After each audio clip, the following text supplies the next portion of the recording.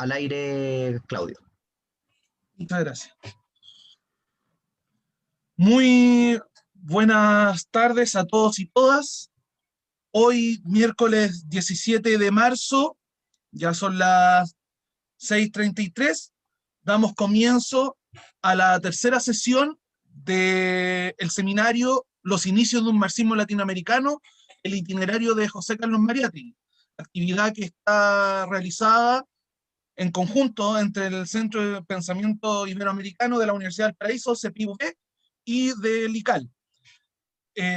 Como toda la semana, en estas sesiones hay una persona encargada de exponer y los comentaristas frente al tema en cuestión. Nos encontramos con el profesor Osvaldo Fernández, con Gonzalo Jara, Gonzalo Sandón, Patricio Gutiérrez y quien les habla, Claudio Berríos. En esta tercera sesión le corresponde exponer a Patricio Gutiérrez con el tema Defensa del marxismo, una lectura hermenéutica e histórica. Antes de comenzar, les recuerdo a las personas que pueden hacer sus preguntas en la sección de preguntas y respuestas, o quienes nos estén escuchando desde Facebook, las preguntas en el Facebook del ICAL.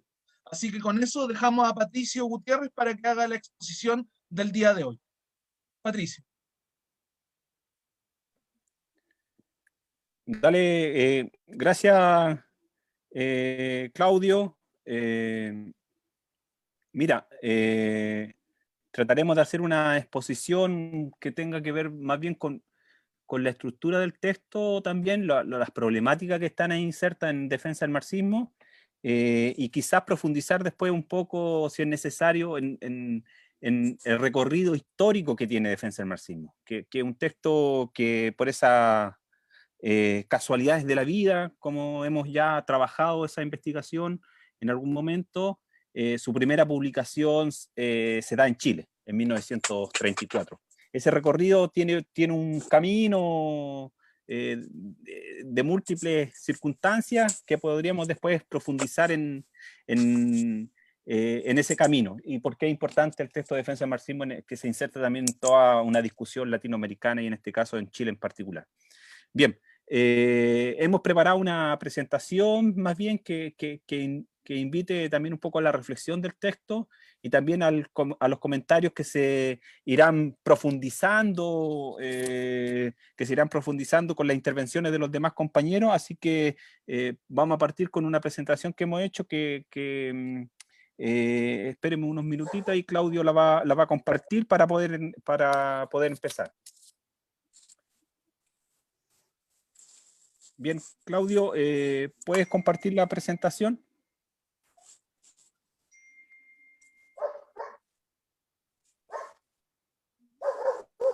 Ahí viene. Claudio, comparte la presentación, porfa, para que están esperando ahí. Sí. Espera un poco.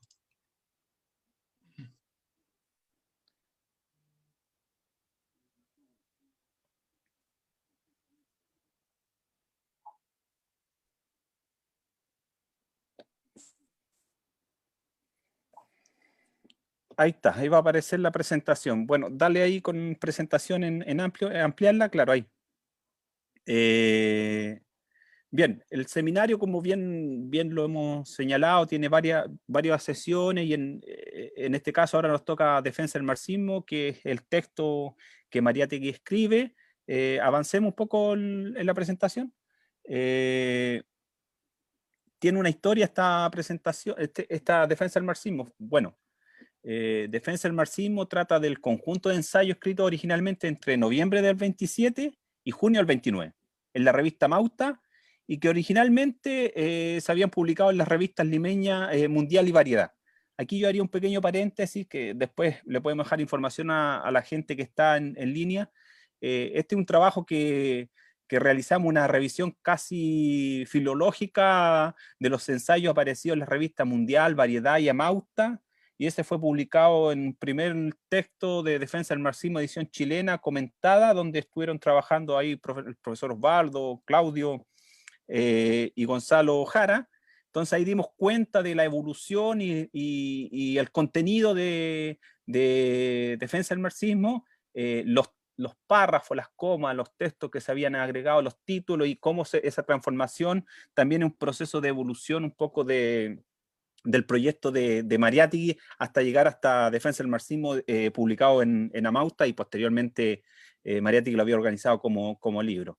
Ese libro que había organizado Mariátegui se lo había mandado primero a su amigo Samuel Glusber en Argentina, el cual no lo decide publicar, le encuentra un poco de resquemor publicarlo, se lo había pasado a su amigo socialista argentino, pero el texto no vio la luz, quedó en el camino.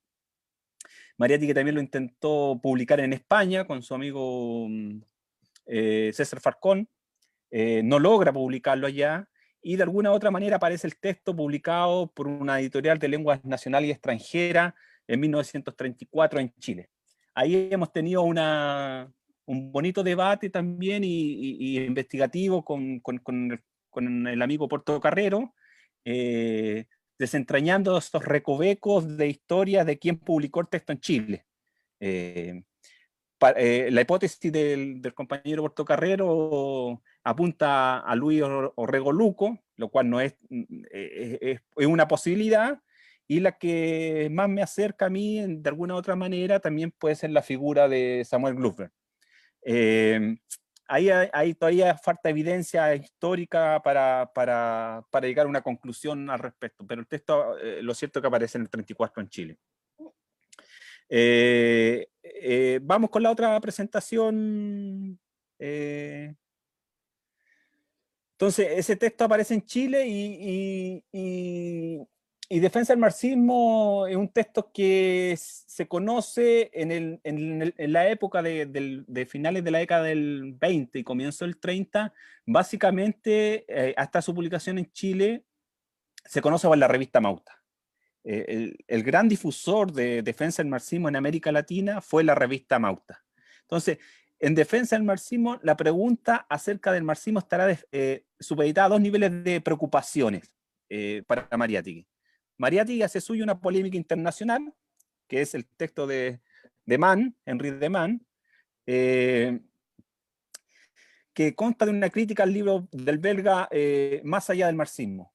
¿Por qué hace...? Hay varias preguntas que surgen. ¿Por qué Mariátegui en un momento crítico, o sea, el 27 es un año muy especial en el trabajo, en el desarrollo intelectual y político de Mariátegui, puesto que comienza un periodo de definición?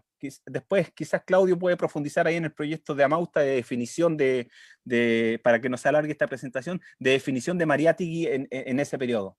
Es un proyecto de definición con el APRA, definición política e ideológica, pero también con una definición con los civilistas, y en este caso con los civilistas peruanos. Y mediante esa polémica europea, si uno lo pone en ese sentido, también entra o le sirve como camino para una polémica interna. Entonces, es el intento de Mariátegui por posicionarse en el clima político del Perú de la década del 20, una forma de entender y actuar desde el marxismo en su enfrentamiento tanto con la Alianza Popular Revolucionaria Americana como con la Comintern. Mariátegui se ve en la necesidad de responder por medio de un tono polémico sobre un marxismo propiamente peruano y latinoamericano. En este sentido, Defensa del Marxismo se convierte en un insumo fundamental que desarrolla tanto el aspecto circunstancial de una época como el devenir de una forma de pensar el marxismo. Aquí hay varias ideas que son importantes rescatar, porque Defensa del Marxismo está dentro de una polémica también que es mucho más global. La Comintern latinoamericana, la discusión europea sobre el marxismo y la discusión sobre el APRA, que tiene que ver básicamente sobre el marxismo y las definiciones políticas que irá tomando el marxismo en Perú, que va a tener unas repercusiones tremendas para toda Latinoamérica. Bueno, vamos con la otra presentación. Bueno, en estos 16 ensayos se hace explícito el instrumento teórico con que había emprendido la construcción de la peronidad diferente a la de los civilistas.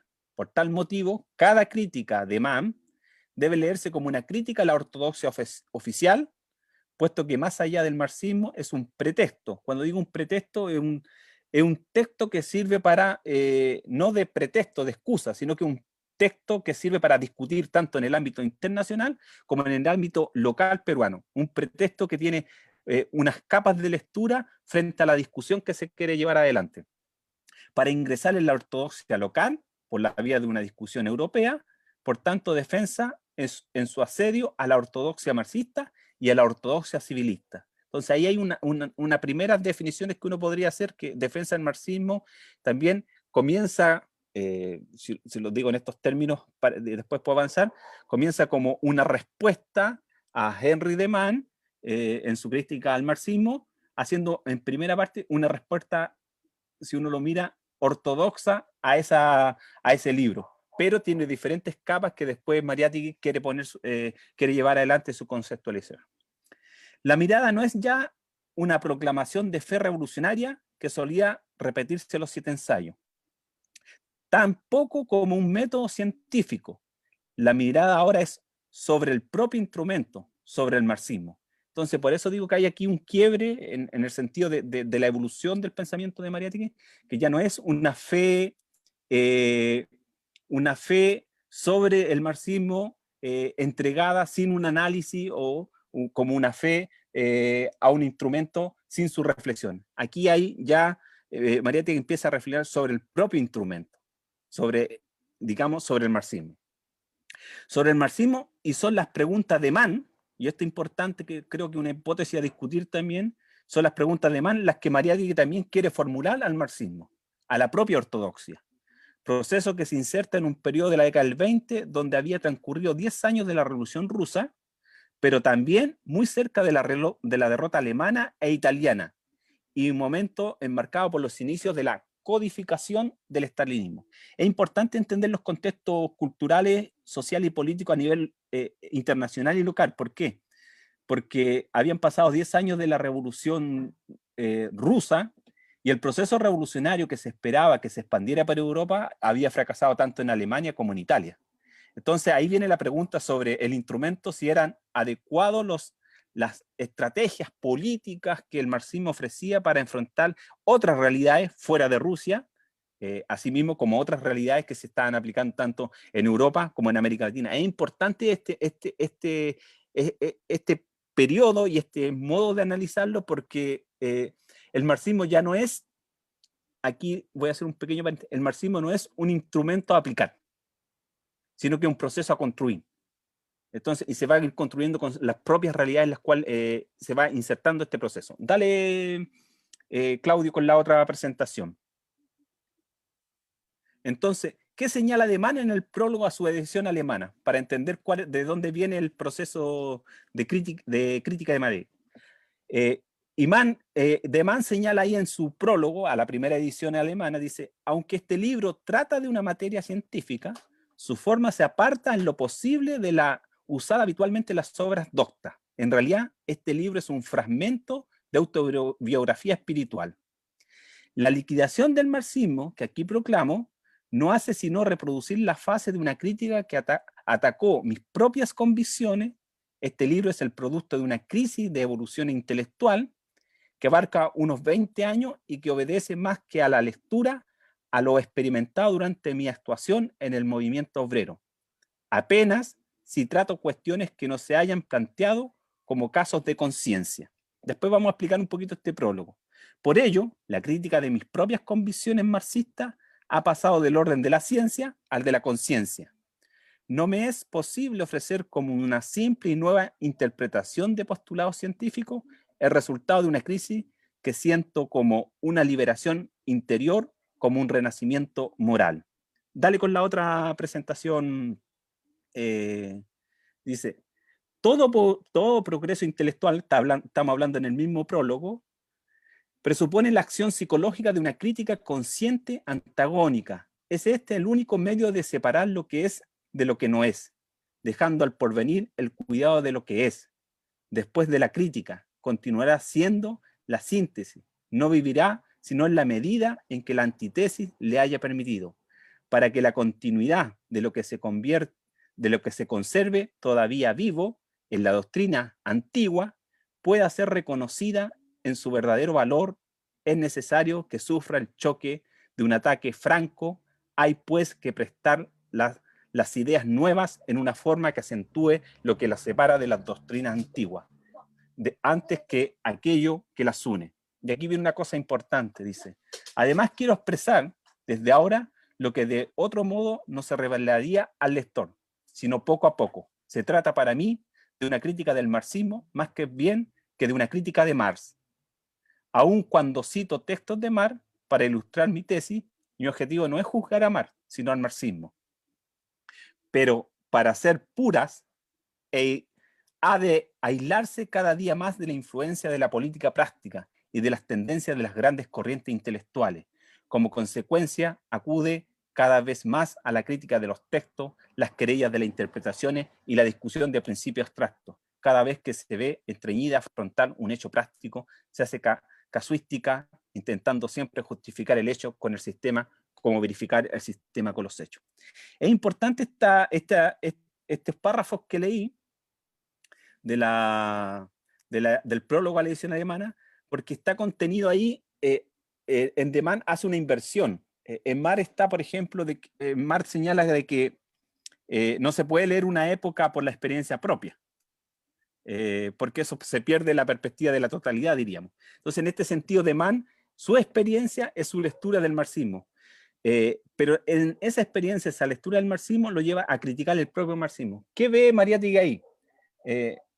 Lo que ve Mariátegui ahí, que depura la crítica de Mann, pero también asume el desafío de leer el lado positivo, lo que le había hecho de Mann a la crítica marxista. Entonces, hay una inversión en ese sentido en el lugar en que Mariátegui empieza a leer y a prestar cierta racionalidad, en el sentido de que asume el desafío en el cual pone de Mann la crítica al marxismo.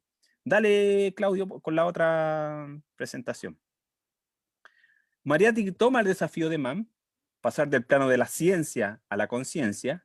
Mariátegui lee la crítica negativa de Mann en términos positivos en relación a Marx. Por una parte, la lectura de Mariátegui expresa sus posiciones ortodoxas frente a las miradas menos sustentables de Mann, mientras las disposiciones de sus elementos más metafóricos, de sus respuestas, revelan sus profundas y heterodoxia frente al desafío que plantea más allá del marxismo. Aquí, dale con la otra presentación, Claudio.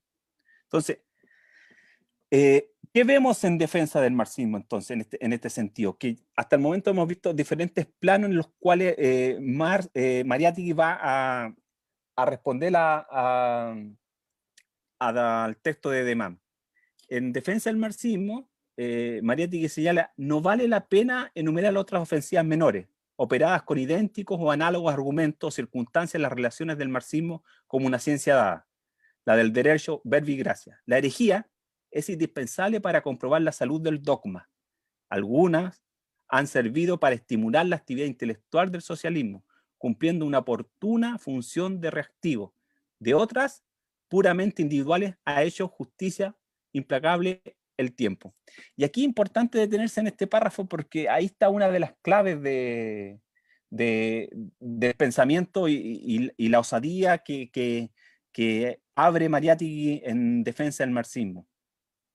Porque el dogma ya no se acepta ciegamente, diríamos, en términos más mundanos, sino que en la crítica, y en este caso en la herejía, y para eso hay herejes, que después va a nombrar Mariátegui, va a fortalecer ese dogma. No lo desecha, no, desecha las concepciones que la realidad no permiten entenderla, pero va a fortalecer el dogma. La herejía es un instrumento que permite fortalecer las convicciones del dogma, en este caso del dogma marxista o en este caso del dogma socialista. La verdadera revisión del marxismo, y esto es importante, en el sentido de renovación y continuación de la obra de Marx, ha sido realizada en la teoría y en la práctica, por otra categoría de intelectuales revolucionarios, George Sorel, en estudios que separan y distinguen a lo que es Marx en esencial y sustantivo de lo que es formal y contingente. Representó en los primeros decenios del siglo actual, más acaso que la reacción del sentimiento clasista de los sindicatos contra la generación evolucionista y parlamentaria del socialismo. el retorno a la concepción dinámica y revolucionaria de Marx y su inserción en la nueva realidad intelectual y orgánica. A través de Sorel, el marxismo asimila los elementos, adquisiciones sustanciales de las corrientes filosóficas posteriores a Mariátegui. Esto es leído en la época para la ortodoxia, se aleja de los caminos, de los caminos impuestos por la ortodoxia oficial. O sea, en este caso, a través de Sorel, convoca a un hereje en ese proceso de evolución del desarrollo del dogma. Entonces es interesante cómo Mariátegui también en sus textos que va dejando en su defensa, y aquí cuando digo defensa, entre comillas, en su defensa del marxismo, también su crítica lo lleva a evolucionar el mismo proceso de producción del marxismo. Y esa es la crítica fundamental que está detrás contra Deman. Deman, si bien hace unas preguntas que al propio Mariátegui le hubiera gustado hacerle al marxismo, Deman lo desecha y no avanza en la evolución teórica y práctica sobre la crítica que había hecho. Entonces, Mariátegui toma ese proyecto y empieza a avanzar en ese proceso de crítica y de renovación de ese tipo de ese marxismo, convocando a estos herejes de la periferia. Entonces, por eso las críticas van en diferentes niveles. Vamos avanzando con la otra presentación. Defensa del marxismo. El empeño de quienes como Henry Deman condenan sumariamente al marxismo como un simple producto de racionalismo del siglo XIX no puede ser, pues, más precipitado y caprichoso. El materialismo histórico no es precisamente el materialismo metafísico o filosófico, ni es una filosofía de la historia. Dejará atrás por el progreso científico. Marx no tenía por qué crear más que un método de interpretación histórica de la sociedad actual. Refutando al profesor Mahler, Croce afirma que el presupuesto del socialismo no es una filosofía de la historia, sino una concepción histórica determinada por las condiciones presentes de la sociedad y del mundo, como ha llegado a ella. Me voy a detener un poquito ahí porque esto es fundamental en el sentido de que ya no estamos frente a una concepción teórica que traspasa los tiempos y espacios sociohistóricos. Estamos enfrentados frente a una concepción que va recogiendo el pensamiento en este caso y va recogiendo las realidades sociohistóricas. Por eso no es una filosofía de la historia, por eso no es una ciencia que es independiente a los designios, digamos, a los designios y a la praxis política de los sujetos en los cuales la toma. Entonces no es algo, no es una ciencia natural. Cuando digo natural, lo digo en el sentido de que es una ciencia que tiene leyes naturales y que se va a aplicar independiente de la voluntad de los sujetos. Estamos aquí con una crítica profunda en el sentido de al economicismo y a la idea de progreso independiente de la voluntad de los sujetos. ¿Por qué hace esa crítica Mariátegui también? Porque una de las acusaciones también que está ahí frente al marxismo, que nace del Perú y nace de toda América Latina también, es que una ciencia europea o extranjerizante, a veces se ocupa el término. Para debatir eso, Mariátegui también señala en algunas partes de su obra de que América Latina no puede ser nada sin la ciencia europea. En ese sentido, no es que no es el problema de la ciencia, sino que el problema, uno diría, un problema ya de la traductibilidad de los lenguajes científicos, en términos gramscianos estoy hablando, o sea, cómo una producción teórica y política producida en diferentes contextos sociales ocupa un proceso de traductibilidad a las realidades socioculturales en las cuales se está desarrollando. Y ese es el ejercicio, por eso hay un ejercicio similar teórico al vivido por Italia, en este caso por Gramsci, en ese sentido. Entonces, continúa aquí Mariátegui diciendo, la crítica marxista estudia concretamente la sociedad capitalista. Mientras el capitalismo no haya transmontado definitivamente el canon de Marx, sigue siendo válido. El socialismo, o sea, la lucha por transformar el orden social de capitalista en colectivista, mantiene viva esa crítica, la continúa, la confirma y la corrige. Marx está vivo en la lucha que por la realización del capitalismo libran en el mundo innumerables muchedumbres, animadas por su doctrina. La suerte de las teorías científicas o filosóficas que él usó, superándolas y trascendiéndolas como elementos de su trabajo teórico, no comprometen en lo absoluto la validez y la vigencia de sus ideas. esta es radicalmente extraña a la mudable fortuna de las ideas científicas y filosóficas que la acompañan o anteceden inmediatamente en el tiempo.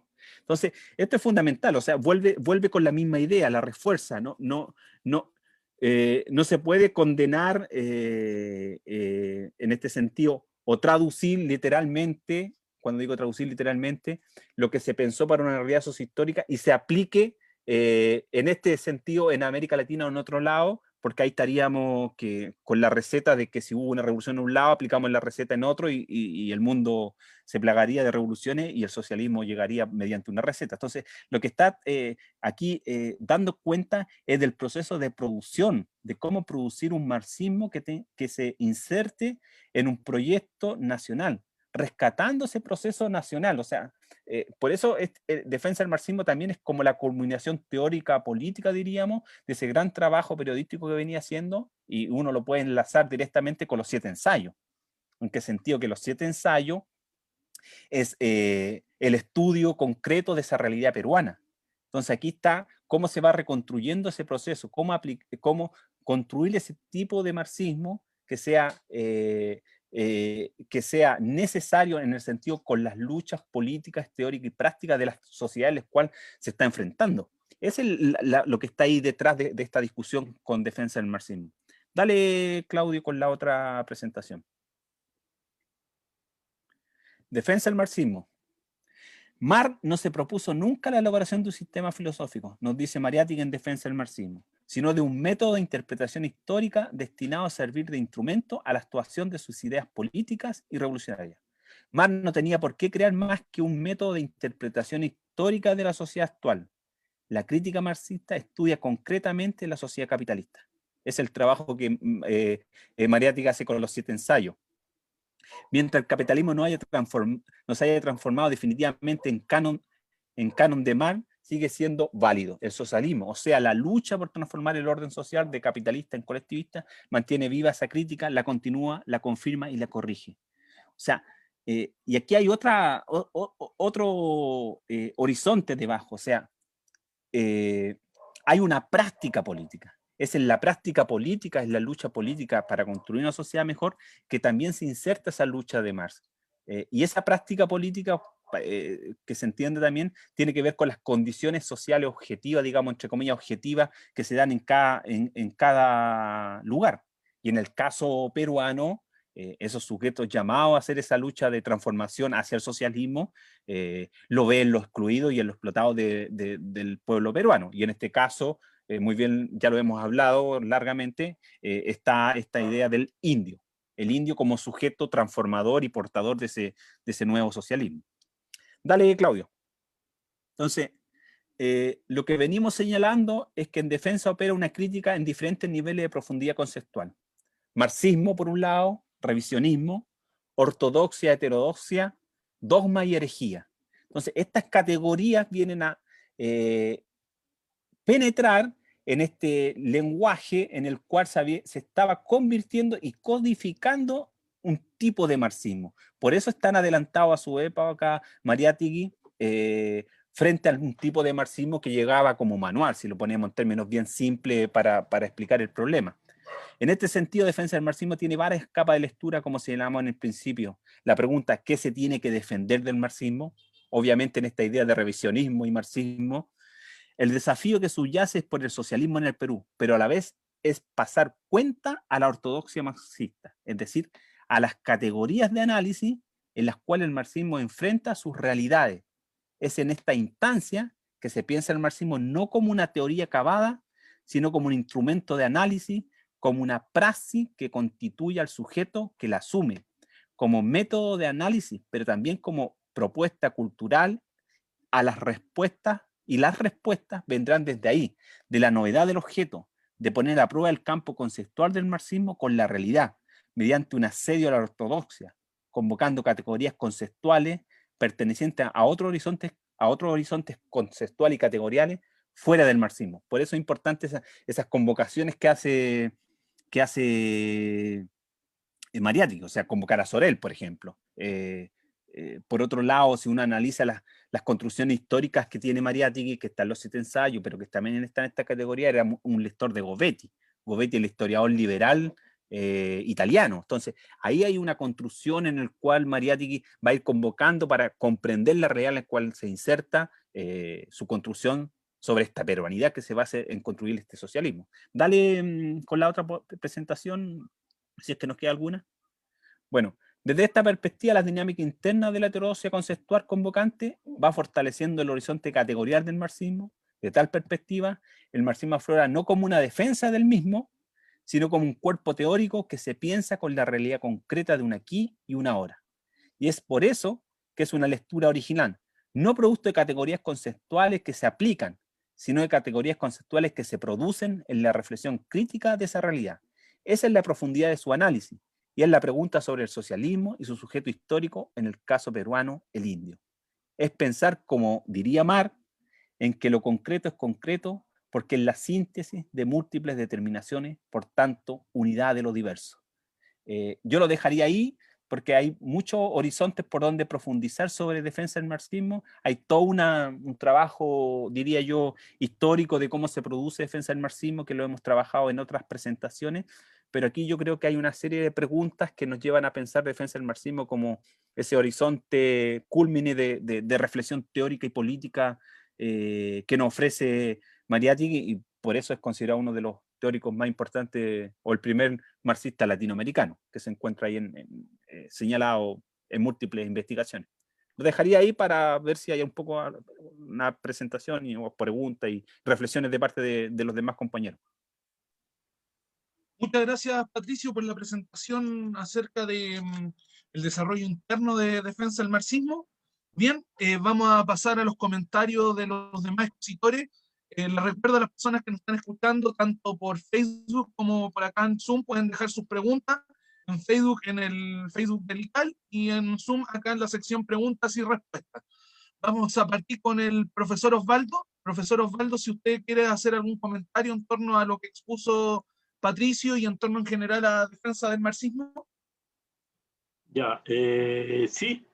Yo quiero seguir en la línea en que organizó la exposición Patricio Gutiérrez, que me parece una muy buena exposición de esta obra y una buena señalización del lugar que ocupa en el pensamiento de Mariátegui.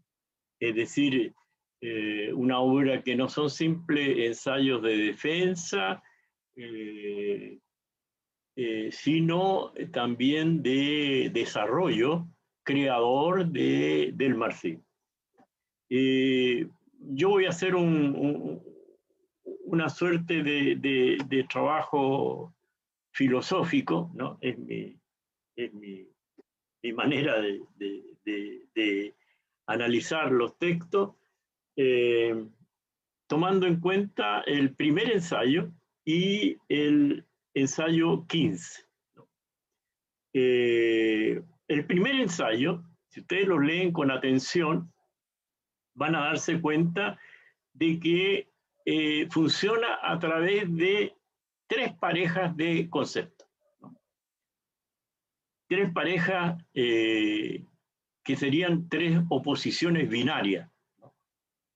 Es decir, opuestos relacionados, pero al mismo tiempo que requieren el uno del otro, ¿no? Revisionismo y marxismo, herejía y dogma, y más en sordina, pero actuando, heterodoxia y ortodoxia. Heterodoxia y ortodoxia aparece más bien como los militantes heterodoxos o los militantes ortodoxos, ¿no?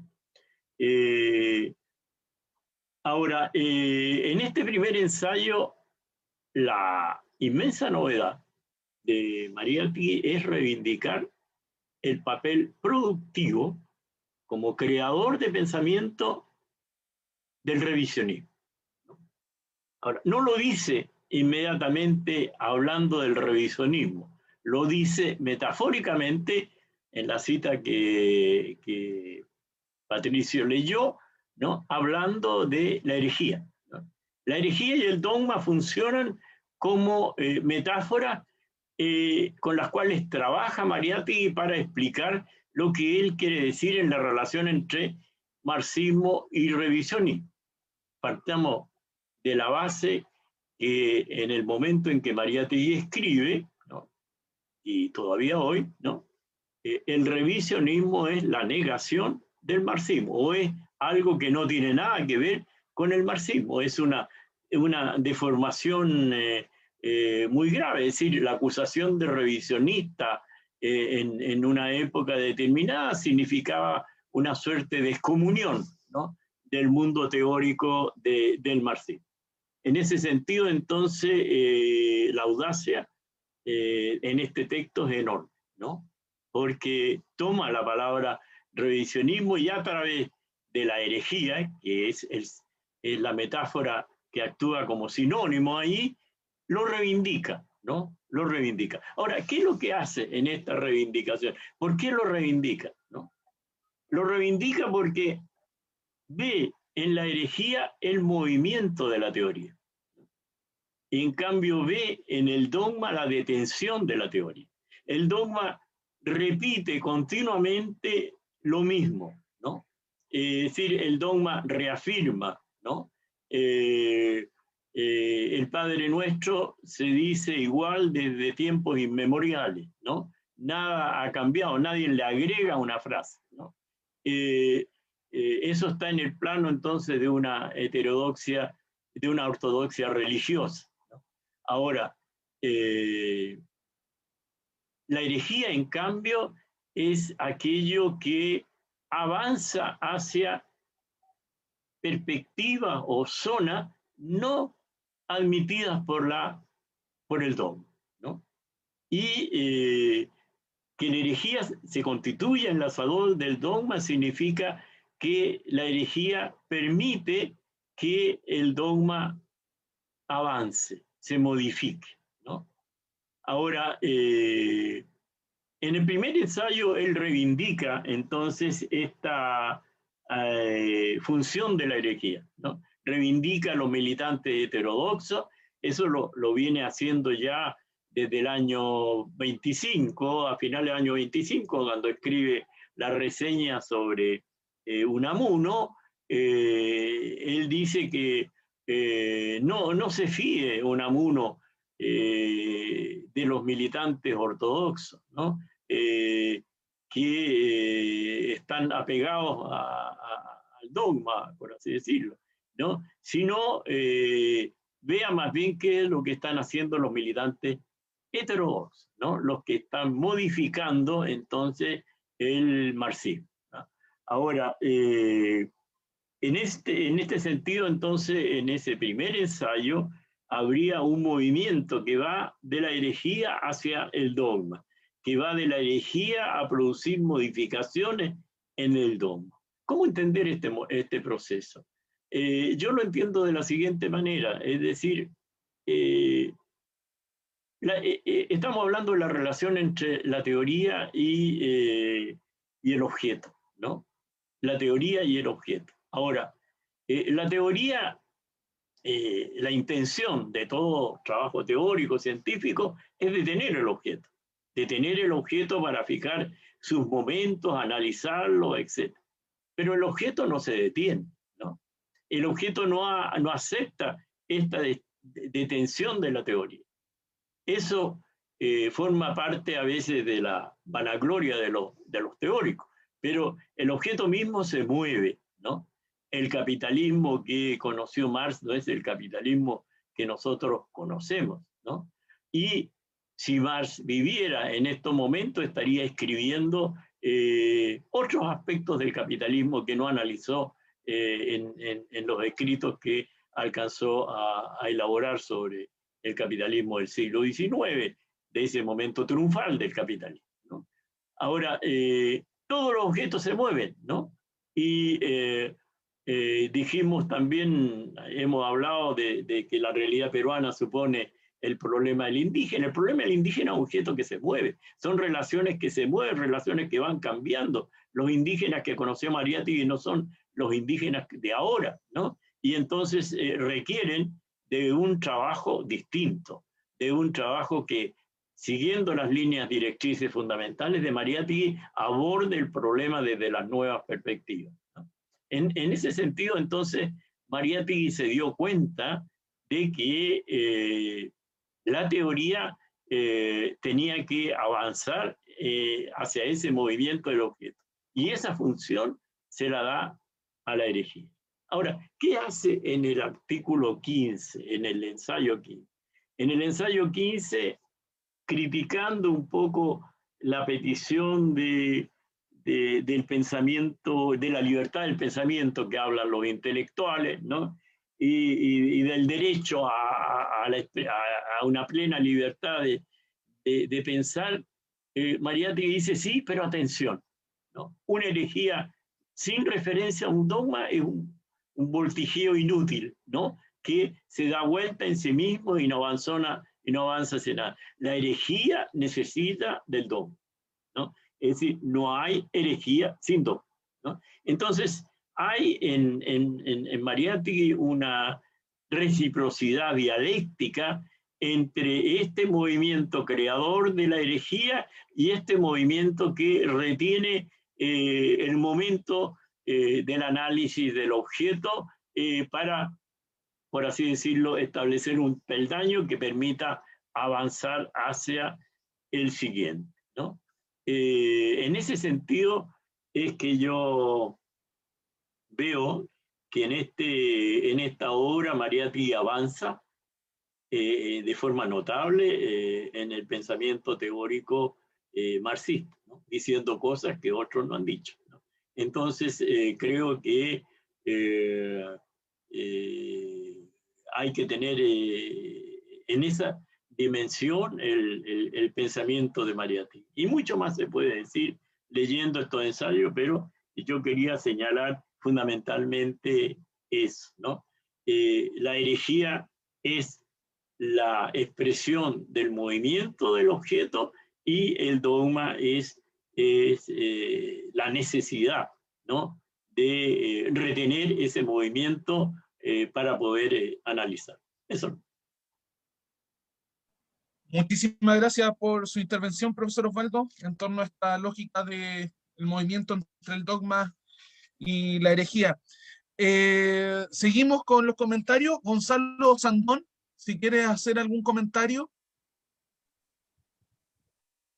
Muy buenas tardes, gracias Claudio, gracias Patricio por la presentación contundente y también siguiendo la línea expuesta, quisiera detenerme un poquito más en la importancia epocal de esta obra en María, la trascendencia, en el sentido en que en qué circunstancias, ¿cierto? Ya hemos hablado de la filiación, de la estrecha cercanía que tenía Mariátegui con Lenin, ¿ah? Histórica que le daba también al proceso de la Revolución Rusa, y en ese es que él también desarrolla un tipo, inspira en ese marxismo, ¿no es cierto?, que él expone en este libro.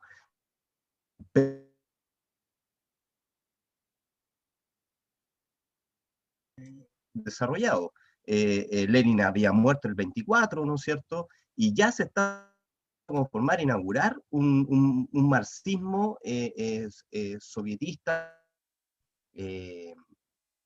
estalinista, bastante, ¿no es cierto?, y que se estaba comenzando a propagar por el mundo entero. O sea, había una forma de entender el marxismo que era una forma determinada que se planteaba a través de los manuales.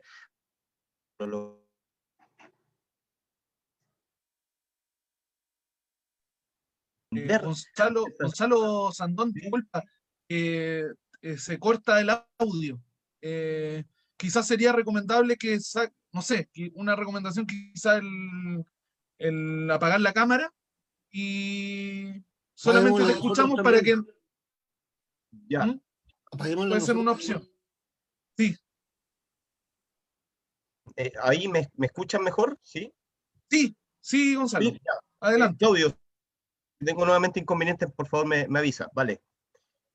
Lo que estaba tratando de decir es, en definitiva, en el cual se escribe, ¿no es cierto?, este texto, el marxismo que se estaba comenzando a propagar, comenzando a difundir, era este marxismo stalinista, ¿no es cierto?, que uniformizaba, que forma de concebir el marxismo y que además también estaba siendo manualizado a través de su difusión. Estaba precisamente, como decía, no sé, planteaba Patricio, esta distinción entre instrumento y proceso. Estaba haciendo el marxismo, al ser manualizado, un instrumento que, ¿no es cierto?, y que prácticamente medía las circunstancias políticas de un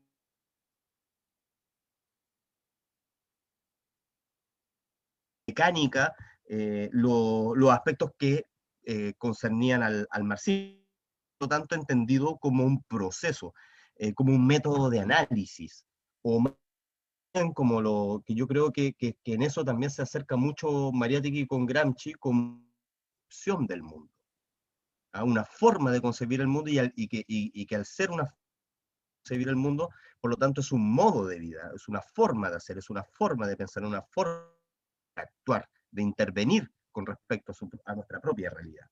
Y en ese sentido, este proceso, esta concepción de mundo es que está en perpetuo movimiento y que se ve siempre puesta en tensión de acuerdo a las latitudes políticas sociales en la cual se planteen, ¿no es cierto? Creo que ahí en ese sentido la continuidad histórica que genera Mariátegui con no solamente toma una actitud diferente de lo que era el exhibicionismo, ¿ah? Negándolo completamente, censurándolo, muteándolo y por lo tanto sin poder darle de escucha. Mariátegui acá da vuelta a la tortilla en decirlo, hace útil el revisionismo, ¿ah? Le enrostra en su propia cara, ¿no es cierto?, a Henry, lo importante que es esa crítica y cómo viviente en situación incólume después de esta revisión que nos plantea Henry de Man. Entonces, es bien determinante la defensa que hace Mariátegui y que permite también el horizonte de concebir el marxismo de un modo diferenciado al marxismo-leninismo que había sido inaugurado por que poco tenía de Marx y que poco tenía también de Lenin. ¿Ah? Entonces, uso de este revisionismo, revitalizar precisamente, reivindicar a Marx, a Lenin, ponerlos nuevamente y dar cuenta de las alternativas que nos facilitaba desarrollo, el marxismo dentro de los procesos de transformación, de cambio. Importantes también fueron las décadas posteriores a este escrito en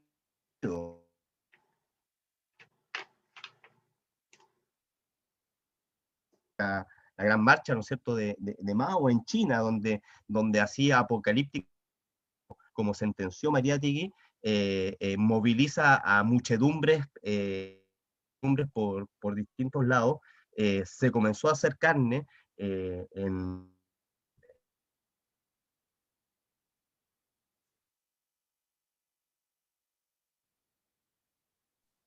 Gonzalo, Sandón,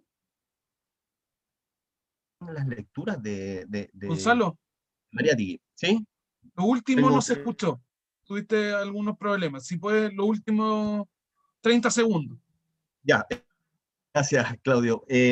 No, lo que estaba planteando era que este puente histórico que posibilitó Mariátegui con su escrito inspiró alternativas de concebir el marxismo de un modo más heterodoxo o por la línea dogmática del marxismo-leninismo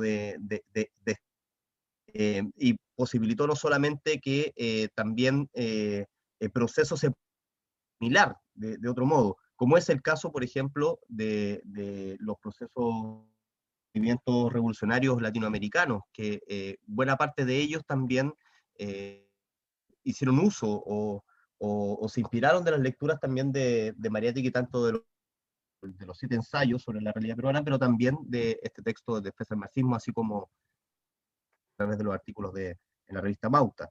Eso es, creo que es significativo en ese sentido, que dio cabida de interpretación, de traducción con respecto al marxismo, que se hicieron carne concreta en la praxis, en la realidad, fueron por lo menos que estuvieron en disputa, que estuvieron en tensión o que por lo menos buscaron desarrollarse dentro de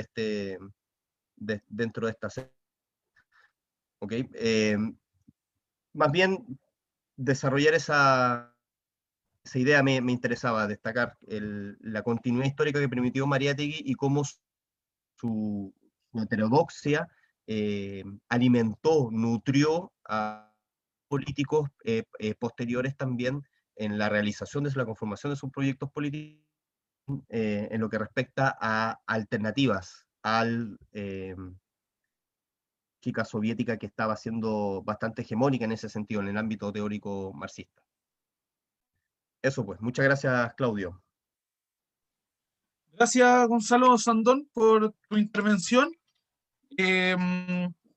Antes de seguir con Gonzalo Jara, que lo dejamos para el final, quisiera comentar algunas cosas también referente a la excelente exposición que hizo Patricio con respecto a defensa del marxismo. En primer lugar, voy a tomar algo que dijo Patricio que me pareció interesante cuando se refiere a la idea de defensa del marxismo.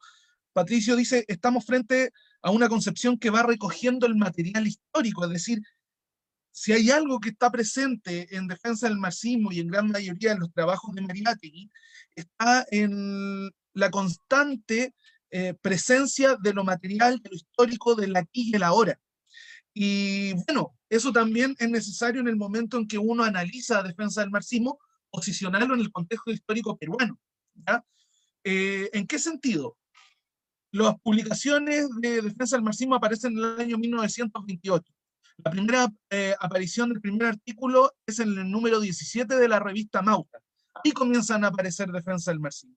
Y el año 1928 es un año bastante complejo, tanto para Mariátegui como para el movimiento, llamémoslo revolucionario de izquierda en el Perú.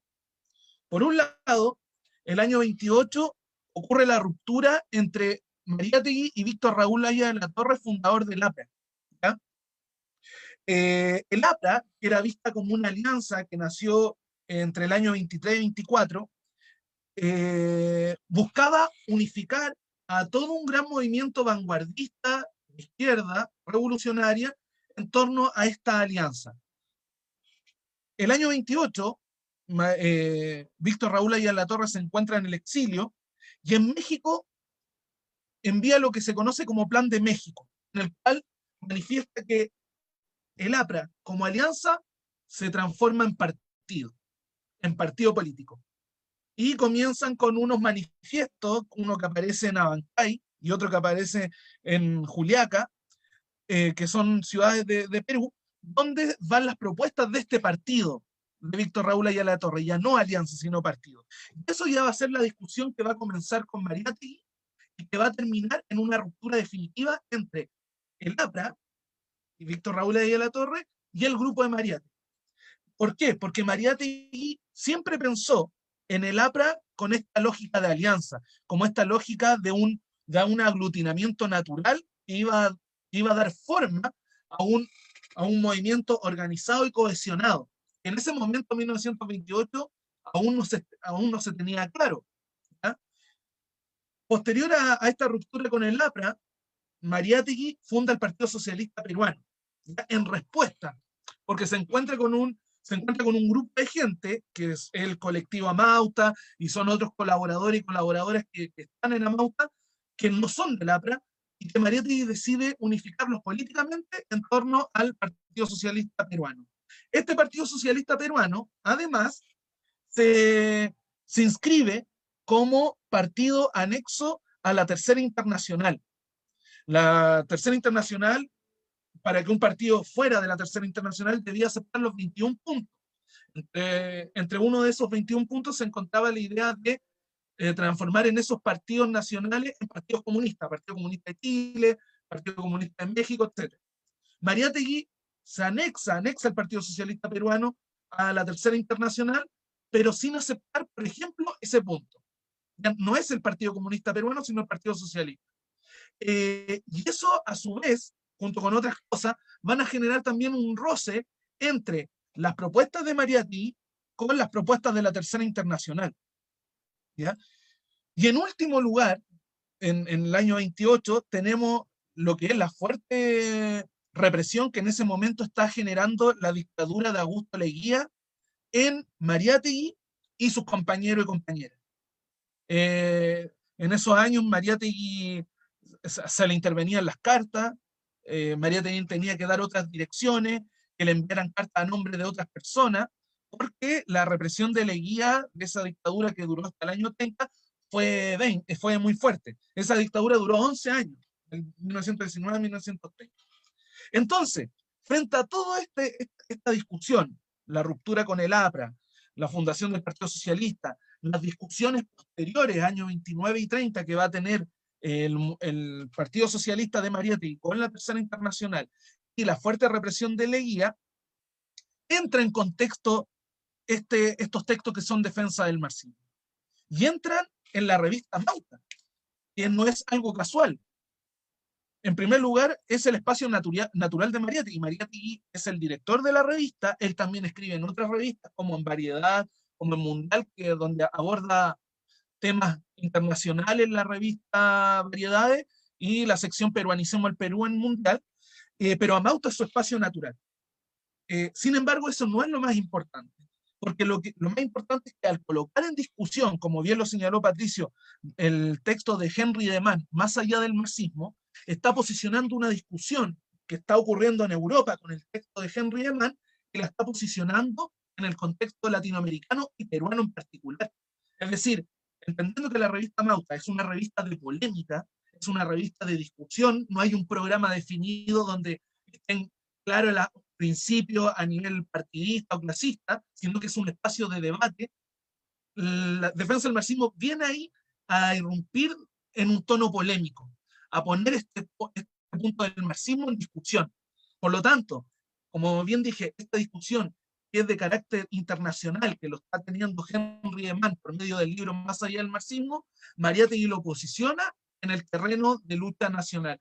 Y es interesante porque si uno analiza los ensayos de defensa del marxismo, se va a encontrar con textos bastante interesantes que van incluso más allá de lo teórico.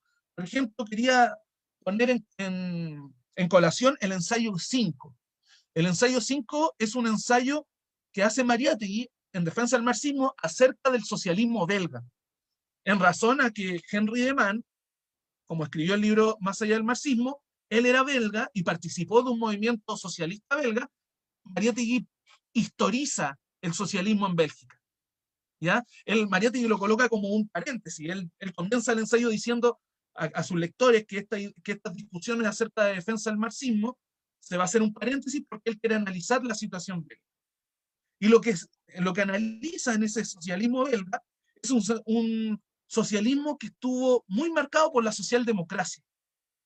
Y no solamente por la socialdemocracia, sino también por una sociedad altamente jerarquizada, donde había un fuerte campesinado, una fuerte presencia de un movimiento cristiano y una fuerte presencia también de una burguesía y de una nobleza. Esos distintos grupos sociales habían generado una forma particular de hacer política. Y lo que entró como socialismo en Bélgica no fue el marxismo de Marx, sino que fue los principios de la socialdemocracia. Entonces, al analizar la realidad histórica de Bélgica, lo que saca como conclusión Mariátegui es que lo que está discutiendo Henry de Man desde su punto de vista personal y psicológico no es el marxismo propiamente tal, sino que es la socialdemocracia belga traducida en una especie de marxismo. Entonces, lo que nos invita Mariátegui con este paréntesis en el ensayo quinto, es decir, si queremos analizar el marxismo como dogma, como herejía también, tenemos que posicionarlo en la realidad, tenemos que entender cómo actúa dentro de una realidad, y tenemos que posicionarlo siempre desde el punto de vista histórico. Eso yo creo que es lo más destacable, tomando en consideración lo que dijo Patricio, que me parece interesante, de esta idea de que defensa del marxismo, con defensa del marxismo estamos frente a una concepción que va recogiendo ese material histórico que Mariátegui nunca lo deja de lado. Eso es lo que quería señalar con respecto a defensa del marxismo, y ahora le pasamos la palabra a Gonzalo Jara. Gonzalo Jara. Hola, buenas tardes a todos y todas. Bueno, también felicitar a la intervención y la ponencia de Patricio, estuvieron bastante buenas y creo que fueron bien enriquecedoras, en el sentido de que dejaron bien en claro una cosa que es lo que ve Mariátegui, que es la diferencia entre un marxismo ortodoxo y uno heterodoxo, o la herejía y el dogma. Yo quiero entrar a conversar por ahí, porque como primero, en 1908, George Sorel escribe un texto que se llama La descomposición del marxismo. En él hace una crítica a Adler y lo acusa de querer escribir la historia de la descomposición del marxismo. Y Sorel dice, hay que devolverle la vida a este árbol, refiriéndose al marxismo. ¿Y cómo vamos a devolverle la vida a este árbol que supuestamente se está descomponiendo? Es a través del revisionismo de Bernstein. Ese ejercicio es el mismo que utiliza luego Mariátegui en defensa del marxismo. Y utilizando como ejemplo de este revisionismo a Sorel y a Lenin. En Sorel, ¿cuál es como muy bien dijo Patricio en su exposición, él guarda lo sustancial y lo sustantivo del marxismo? Pero, ¿qué en Sorel es lo sustantivo y lo sustancial del marxismo? Bueno, la idea clasista y la lucha de clase. Eso para Mariátegui era lo que era sustancial que había adquirido Sorel. Entonces, ¿qué es lo que pasaba en ese momento? Los socialistas, tanto reformistas y la socialdemocracia, habían olvidado esa sustancia y se habían quedado solamente con la forma y lo contingente. Y habían olvidado el eje del marxismo, que era la lucha de clase, que Sorel la rescata. Pero Sorel no la rescata de la misma manera como lo había hecho Marx, sino que él tiene que darle una fuerza que de alguna manera es lo que va a marcar su herejía, que a través de la filosofía de Bergson y a través de la filosofía pragmatista, que es la que le logra vigorizar el socialismo. Entonces, ahí tenemos estos dos herejes, que sería Sorel y Lenin. Pero Lenin, al parecer, bueno, el texto ustedes se van a dar cuenta que hay una cosa que no es cierta, que dice Mariátegui, que dice que Lenin se vio influenciado por Sorel. Eso lo podemos descartar inmediatamente porque Lenin escribe sobre Sorel y lo acusa de un gran confusionista en su materialismo e imperocriticismo. Pero eso es una de las cosas, pero él a pesar de eso quiere juntarlo con Lenin. O sea, lo que yo quiero mostrar ahí es que ve un espíritu parecido al fin y al cabo. No es que lo haya influenciado, pero ve ese espíritu herético en él. ¿Qué era lo que tenían los socialdemócratas, lo dogmático que tenían? Es que se habían juntado también con el mecanicismo de la filosofía burguesa, que para Mariátegui, en defensa del marxismo lo dice, es el darwinismo, el spencerismo, Comte y el hegelianismo. Especialmente el hegelianismo que se había visto en la política con la idea de que todo lo racional es real y todo lo racional es real. Cosa que para Mariátegui eso es destruido luego por Sorel. ¿Por qué? Porque Sorel no está leyendo a Marx en ojos de Hegel, sino que lo está leyendo por medio de Bergson. Y eso lo explicita Mariátegui en defensa del marxismo. Entonces, ¿qué es lo que logra, cuál sería la herejía ahí de Soreliana? Aparte de eso sería darle una moralidad al marxismo, cosa que los ortodoxos lo habían perdido porque habían creído un economicismo, que era lo que estaba planteando la socialdemocracia. Entonces darle una moral al proletariado era algo inaceptable, porque los procesos en ese momento no se iban a dar, no se iban a dar por la fuerza, por la voluntad del proletariado, sino que iba a ser paulatinamente, se iba a escalar hacia el socialismo, no se le iba a forzar, cosa que para Mariátegui y para Sorel también había que hacerlo, había que forzarlo. De hecho, en una parte hay que forzar la realidad si ella no quiere cambiar. Entonces, yo más que nada quería comentar eso, que es esa herejía la que se hace. Mariátegui evidentemente lo hace por medio de Sorel, pero Defensa del Marxismo es un texto que de alguna forma nos deja abierto para que nosotros cuando veamos el desgaste del marxismo podamos tener la capacidad también de ser heréticos y tratar de ver lo que es esencial y sustancial en él mismo, para poder rescatarlo de las malas lecturas, podría decir. Eso, y gracias.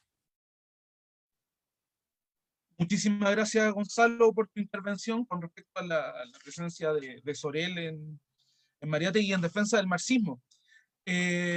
Ahora bien, voy a tratar de recoger algunas preguntas que he visto en Facebook. En Facebook hubo harta gente viéndonos y haciendo comentarios y preguntas. De hecho, quiero partir con una pregunta que me gustaría quizás que la pudiera responder Patricio, porque Patricio ha trabajado el tema de la recepción de Mariátegui en Chile. Entonces, Patricio, hay una pregunta que es de Ronaldo Basurto, que dice, ¿existen nexos de ideas entre Luis Corbalán y Mariátegui, al igual que con Allende? Es decir, ¿cuánto fue influyente Mariátegui en Chile y los partidos comunistas y socialistas chilenos? Si nos pudiera responder un poco, Patricio, a partir de tu investigación. A ver, uno no puede medir los grados de influencia más que en la evidencia histórica que muestran. Lo que hay ahí en la evidencia histórica en Chile es considerar a Mariátegui como un héroe del socialismo, si uno lo ve. A ver, quiero explicar esto en términos bien simples y para no alargarme mucho con una respuesta.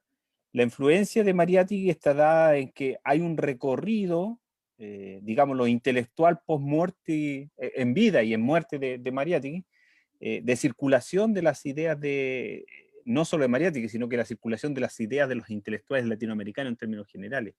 El peso que pueda influir en uno o en otro, eso va dando de acuerdo a las coyunturas históricas que se van dando. Como dije en una presentación anterior, o en los comentarios anteriores, o pasados más que anteriores, la influencia de Mariátegui, por ejemplo, en la conformación del Frente Popular, sirvió como ícono de unión entre Partido Socialista y Partido Comunista, en buscar un héroe, un héroe, digo entre comillas, un héroe que simbolice esa unión de fuerza.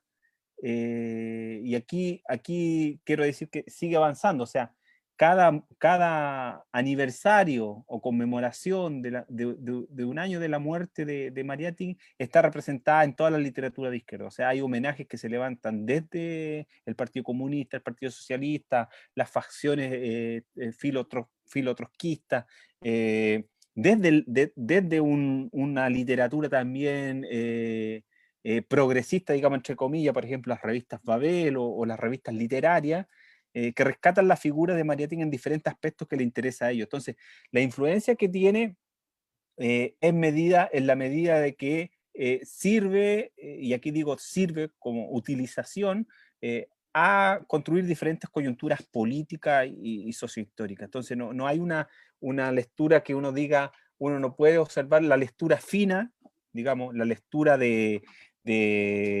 fina que se hizo post 80, o digo de 1980, sobre la obra de Mariátegui, que tiene que ver básicamente con el encuentro también con la lectura de Gramsci. O sea, la lectura de Gramsci en Europa y de muchos intelectuales que estaban acá en América Latina y que llegan a Europa producto de mucho exilio y de las torturas y las persecuciones, y el encuentro con Gramsci lo llevó también al encuentro con Mariátegui. O sea, aquí hay un camino, un recorrido de que desde Gramsci se llega a Mariátegui. O sea, no es un recorrido inversa. Entonces, yo creo que eso se viene a producir a posteriori. Por eso no hay un peso específico de Mariátegui en la década, digamos, de los 30 a los 70. No es fuerte, así igual que la lectura de Gramsci en América Latina. Esas son lecturas posteriores que tienen que ver también con otras circunstancias históricas. Tiene que ver con la crisis, entre comillas, la vuelta a la crisis del marxismo en Europa, con la caída del muro también, a posteriores, y tiene que ver con esa búsqueda de intelectuales y de referentes teóricos e históricos que permiten entender las realidades nacionales. O sea, y también pasa, y lo digo con esto, también pasa con la obra de Marx. O sea, la obra de Marx también se va conociendo históricamente.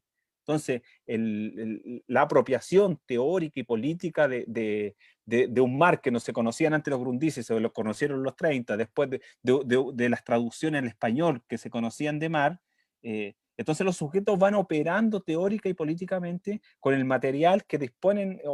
Entonces, el conocimiento que se tenía de Mariátegui es de especialistas en una época, de un pequeño grupo, y que está inserto en intelectuales, digamos, de los partidos políticos. Te podría nombrar en el Partido Comunista, obviamente que Volodya Teitelbaum tenía conocimiento, se publicó por la editorial del Partido Socialista, por ejemplo, el texto de Los 7 ensayos. Hay una tesis sobre, se me va el nombre ahora, una tesis doctoral sobre Mariátegui y el arte en la década del 60 y tanto, de un militante comunista. Entonces hay un conocimiento, la influencia tiene Moritich, que nace su tesis doctoral sobre Mariátegui en Chile. Claro, y que la defiende en el extranjero. Entonces, hay una influencia en ese nivel. Profundidad política del conocimiento de Mariátegui es poco. Es poco porque yo lo diría en estos términos, aquí podemos entrar en otro debate, pero la hegemonía obrerista en el campo chileno era mucho mayor que las propuestas políticas y teóricas que promovía Mariátegui. Entonces, la hegemonía obrerista, digo, un partido obrerista, esa hegemonía como vínculo que mueve política y teóricamente un partido, era mayor que el aporte que, por ejemplo, lo podría haber servido Mariátegui para comprender el mundo y las luchas indígenas, por ejemplo. Entonces tiene que ver con otras concepciones. Está presente, pero más por debajo, como contrahegemónico, uno diría. Como sucede en todos los partidos se piensan monolíticos, pero hay mucha lucha interna, ideológica, política, cultural que se está dando. Y con esto cierro una idea también que no hay que dejarla pasar. O sea, las ortodoxias también sirven en los momentos de crisis. O sea, cuando muchos sujetos ven que todo está perdido, como dice una canción, cuando se ve que no hay posibilidades de avanzar y que las fuerzas dominantes han ganado, la ortodoxia también sirven para ponerle el vínculo de posibilidad que esa hegemonía abrumadora del enemigo va a cambiar. Es raro la operación mental que se produce ahí y de movilización política que se produce ahí, pero hay ortodoxias que sirven para resistir, por ejemplo. La fe, por ejemplo, en la revolución, o la fe de los propios militantes, si tú lo quieres llevar al extremo en dictadura chilena, y la propia fe de los militantes en la dictadura nazi-fascista en Alemania, lo llevó a hacer ejercicios políticos que sobrepasaban todas las dimensiones de la derrota. Es diferente el momento en el cual uno lo lee. Por eso la lectura de Mariátegui se inserta en una época donde la producción era el momento donde se empezaba a codificar una hegemonía de un tipo de marxismo, que por lo demás, entre paréntesis, es un marxismo triunfante con la Revolución Rusa. Y es por eso el ejercicio interesante que hace Mariátegui de poner Sorel y Lenin. Lenin es el hereje. ¿Por qué es el hereje? Porque es el hereje a la Segunda Internacional. Es el hereje que hace una revolución en la periferia del capitalismo. Por eso es el hereje. Por eso es el modelo a seguir para un proceso revolucionario. Está en esa inserción el Lenin como el hereje a ese dogma, al dogma de la revolución y del socialismo en Marx. Por eso no deja de ser menor esta discusión de cómo uno construye los árboles genealógicos, que los construye Mariátegui en defensa del marxismo. Entonces, uno podría decir, ¿cuál es la influencia o el motor que tuvo Mariátegui a lo largo de Chile? Claro, hay que leerlo concretamente en diferentes etapas y cómo se va produciendo. Así lo mismo con las obras de Marx, y así mismo como es ahora dominante en una lectura marxista un poco más gramsciana que se está dando en América Latina, por ejemplo, porque va respondiendo a esos intereses intelectuales y políticos que va produciendo lo que quiere cualquier militante, que es el proceso de transformación del capitalismo en otra sociedad. Yo lo dejaría ahí porque una discusión que igual no hay que descontextualizar también esta discusión entre ortodoxia y heterodoxia que se dan a lo largo de la historia del marxismo también y de América Latina. Y con esto cierro. Es por eso que las tradiciones de izquierda en Latinoamérica también rescatan a los héroes Martí, por ejemplo.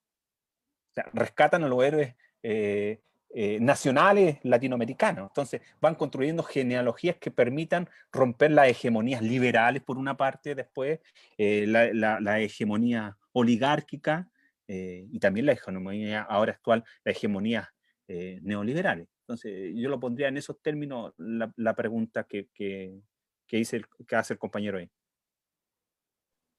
Muchas gracias, Patricio. Interesantes comentarios, sobre todo en cómo posicionar el dogma y la herejía dentro del mismo devenir histórico, porque eso me recuerda, de hecho, en Defensa del Marxismo, en el ensayo 15 o 16, si mal no recuerdo, cuando Mariátegui señala que el dogma no es el itinerario, sino es la brújula del viaje.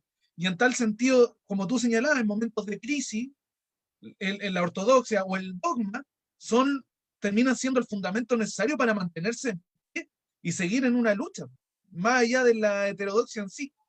Entonces eso lo hace muy interesante. Tenemos otra pregunta, quizás, profesor Osvaldo, usted podrá responderla, que es una pregunta breve, pero interesante a mi parecer. Como usted estaba hablando acerca de ortodoxia, heterodoxia, también revisionismo, también Ronaldo Basurto pregunta, el Diamat, es decir, el manual de marxismo, el Diamat soviético, ¿sería de tipo ortodoxo o heterodoxo, revisionista o innovador? ¿Cuál sería su posición, profesor, frente a esa pregunta? Tiene que abrir el micrófono, profesor. El materialismo dialéctico y materialismo histórico es un escrito de Stalin, ¿no? Ahora, no es un escrito cualquiera porque él lo coloca en la historia del Partido Comunista Bolchevique de la Unión Soviética en la fase en donde había que hablar de la teoría, ¿no? Como una especie de compendio general del marxismo, ¿no? Ahora, en ese momento, el proceso estalinista era un proceso de poder, ¿no? Y en ese sentido, el materialismo dialéctico, ahí junto con el materialismo histórico, el materialismo dialéctico determinando al materialismo histórico, están funcionando como la ideología de poder, ¿no? O sea, no es una simple introducción al marxismo, es el marxismo que funcionó en la Unión Soviética y en los países socialistas, en donde no hubo lecturas críticas, revisiones, análisis marxista, creadores, etc. Sino pura defensa, digamos, era como el momento, el instrumento sagrado que no se podía tocar, ¿no? Es decir, hace poco leí un profesor de sociología que estuvo en un país socialista en donde él fue a estudiar el marxismo, ¿no? Pero no había, es decir, había que estudiarlo, era cuestión de leer los manuales y aprenderlo, ¿no? Pero no podía haber un trabajo crítico sobre eso, ¿no? Es decir, hubo muy poca creación de pensamiento marxista. El pensamiento marxista fue desarrollado más bien por aquellos autores que se situaban al margen de la ortodoxia, como el mismo Mariátegui, Gramsci, ¿no? Karl Korsch, es decir, figuras que se sitúan en un momento en que hay una especie de apertura para la posibilidad de pensar el marxismo. Ahí se inserta también, ya fuera desde la cosa militante, concreta, Walter Benjamin, ¿no?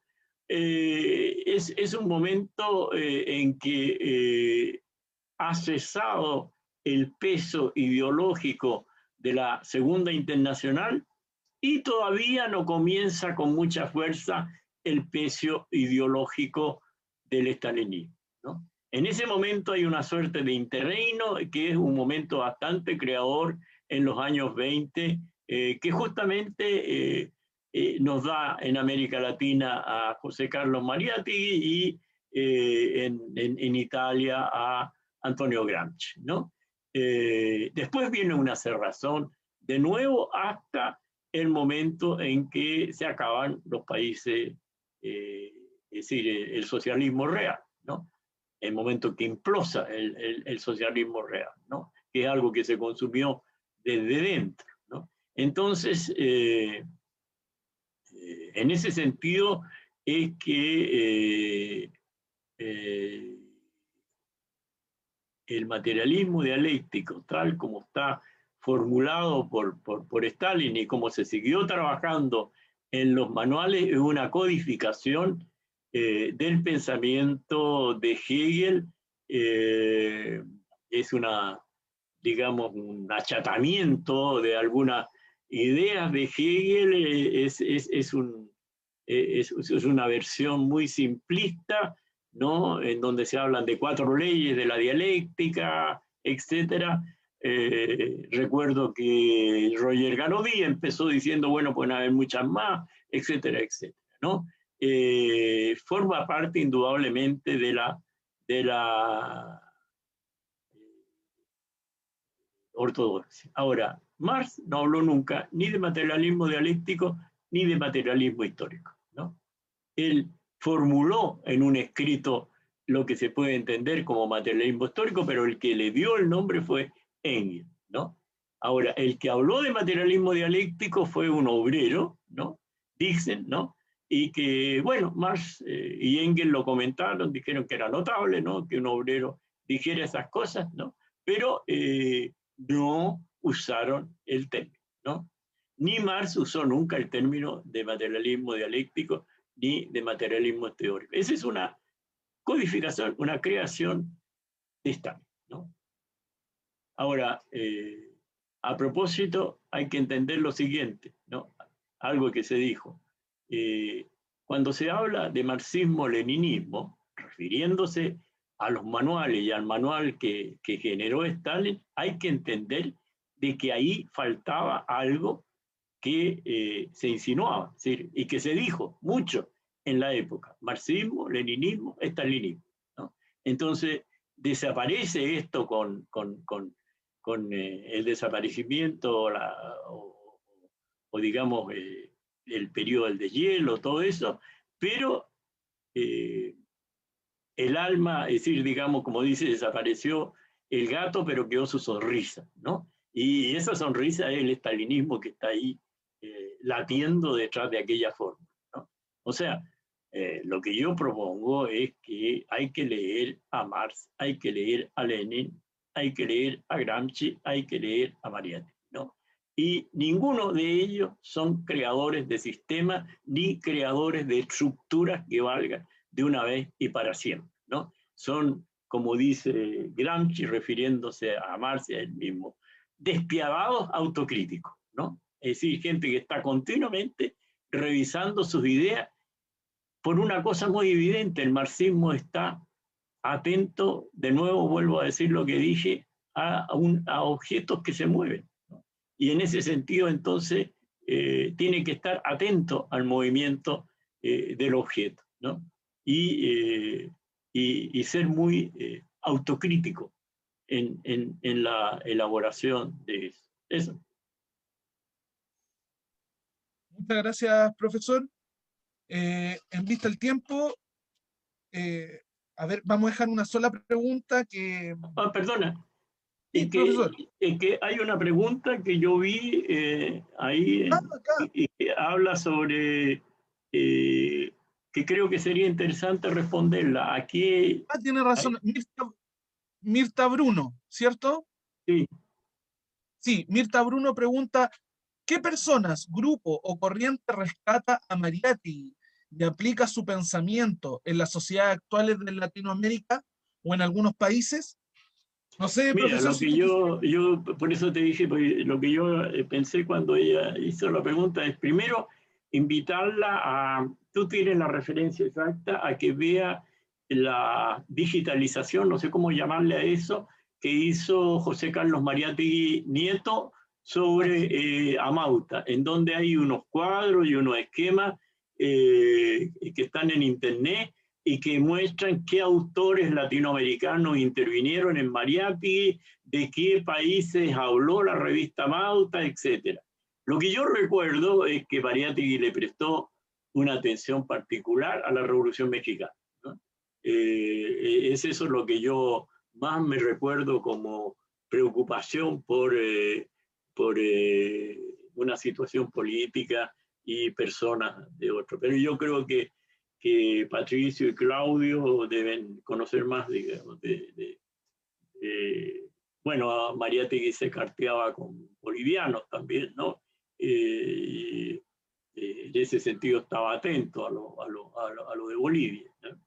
Y me parece que también con Ecuador, ¿no? Entonces, pero la revista Mauta fue una revista latinoamericana, ¿no? En donde participaron gran parte de autores latinoamericanos. Eso. Patricio, ¿algo que comentar con respecto a esto? No,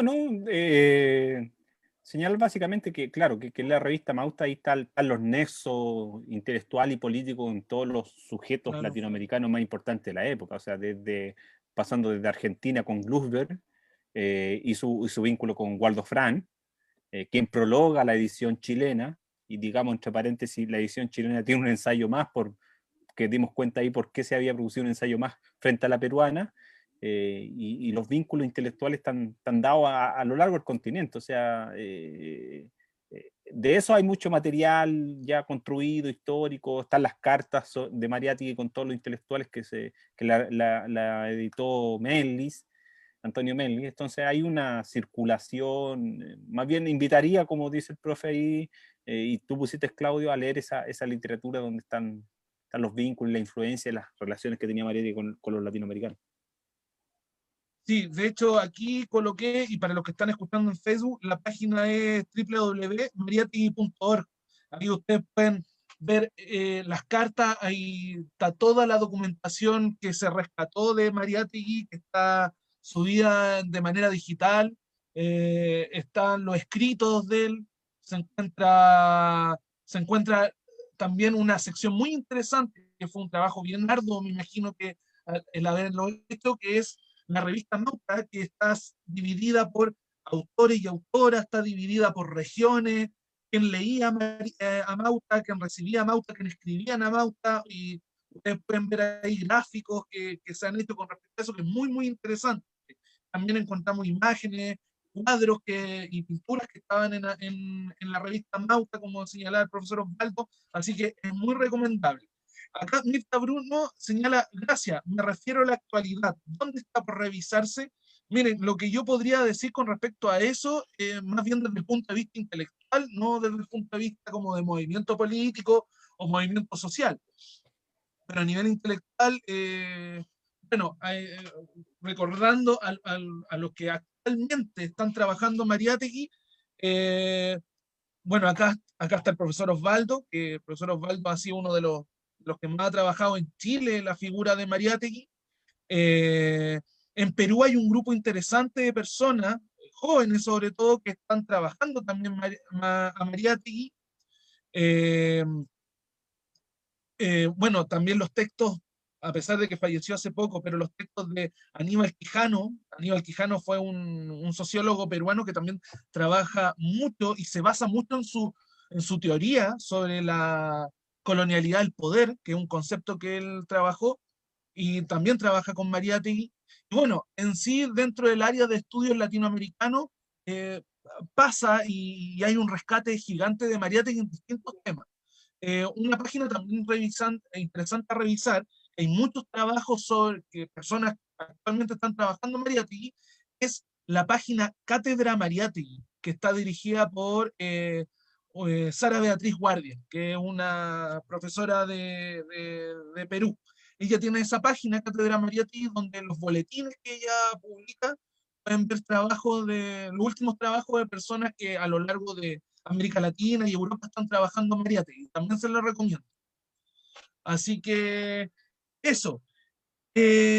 Bueno, en vista al tiempo, para no cansar a los espectadores y espectadoras, sería bueno que dejáramos hasta acá esta sesión. En primer lugar, agradecer a las personas que asistieron, agradecer a los expositores que plantearon sus propuestas, lo que opinan con respecto a esta idea de defensa del marxismo, y quiero dejarlos y dejarlas invitadas para la próxima semana en la sesión que es la cuarta sesión, y lleva como título, les digo inmediatamente, el miércoles 24 de marzo, la revista Mauta, el proyecto político y cultural de Mariátegui. Esa presentación va a estar a cargo de mí y bueno, ahí vamos a trabajar un poco en torno a las propuestas que traía Mauta, la configuración interna de la revista, algunas personas que participaron ahí y la finalidad que Mariátegui le dio a ese proyecto que a mi parecer fue uno de los proyectos más importantes que ha tenido Mariátegui. Mirta dice que se perdió la segunda sección. La encuentra en el Facebook del ICAL. Si usted se mete a la página, al Facebook del ICAL, del Instituto de Ciencia Alejandro Lipchuk, usted puede encontrar la sesión de la semana pasada. Así que, sin más, nos despedimos. Nuevamente agradecer a todos y todas quienes prestaron atención, tanto en Zoom como en Facebook, y nos veremos la próxima semana. Así que nos vemos, Patricio. Muchas gracias por la presentación de hoy. Profesor Osvaldo, Gonzalo Jara, Gonzalo Sandón. Nos estaremos viendo la próxima semana. Que estén muy bien. Nos vemos. Chao. Chao, chao. Chao. Chao. Chao. Hasta luego. Que estén bien. Chao.